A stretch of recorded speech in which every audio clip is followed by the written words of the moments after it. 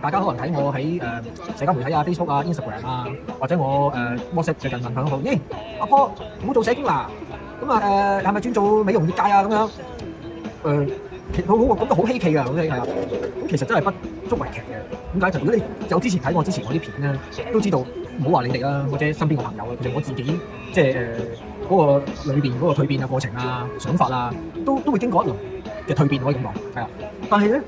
咧呢個蛻變咧，又係咪真係嚟得咁驚天動地咧？點解咁講咧？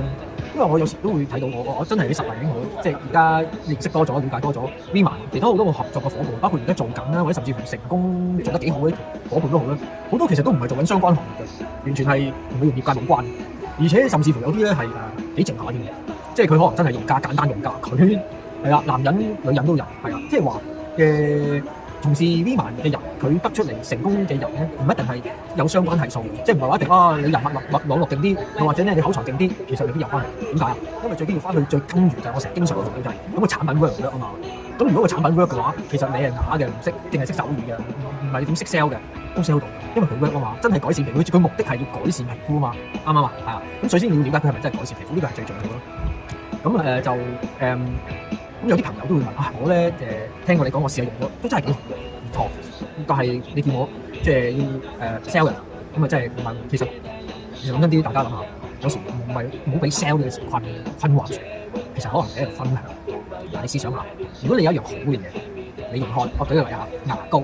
咁你揾到個啱牙膏，咁你自己自用，咁用完刷牙瞓覺，耶正，咁冇嘢啊嘛，即係成件事就完啦。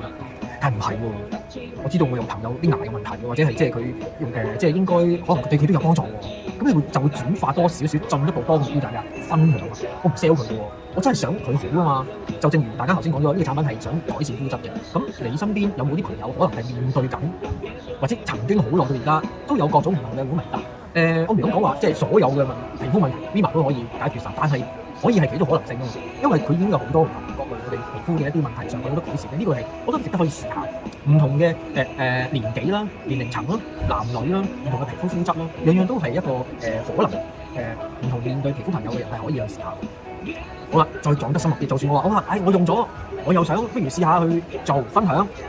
其實而家就算而家呢刻啊，喺你鏡頭面前啊，我都係我都係有嘢做嘅，我有正職嘅即係我都係做緊代課啦。以前我係社工啦，而家我係做緊喺學校代課啦。咁我又覺得就算你真係想試下去做，去同人分享，又未必一下子下個個，唔係話即係唔係個個即刻就瞓晒身㗎嘛。因為其實都係幾高風險㗎嘛。咁當然有啲人得，有啲人得，但係如果你未必係得嘅話，其實你都係好似我哋而家好興啊嘛 ，slash 斜槓㗎嘛，多飯嘢又何嘗未可不可咧？你唔知㗎，尤其是呢個世代，其實每個人有幾個身份、幾樣嘢從事緊，其實真係不足為奇。唔係以前嗰個年代啦，即係即係有幾樣嘢唔同嘅情況，我就可能係我係而家好明顯鏡頭嘅你，我分享力賣，咁我咪我喺學校，咁我係分享我自己即係教學咯。有時同人傾偈，咁我可能轉咁，其實都係一種分享。咁同埋最緊要一樣嘢就係頭先你咁樣講過話，如果個產品本身係有實力嘅話咧，再加上我哋咁啱唔係咁啱，係真係我哋即係founder即係建立咗一套係就好容易學嘅一套系統。嗰套系統咧係真係你一聽就明，易學、易理解、上手、容易操作，即係簡單啲講，直接啲咩啊？容易複製。如果我唔敢講所有人係嘛，但係起碼佢機會係高好多。複製率，佢嘅複製成功率，可能大家有其他唔同成功嘅伙伴嘅機會係高，所以大家又可以了解下。一不注意就專注，我不想輸，就算辛苦，我也要等，我也不能讓你再走尋常路。我決定接受你的認真，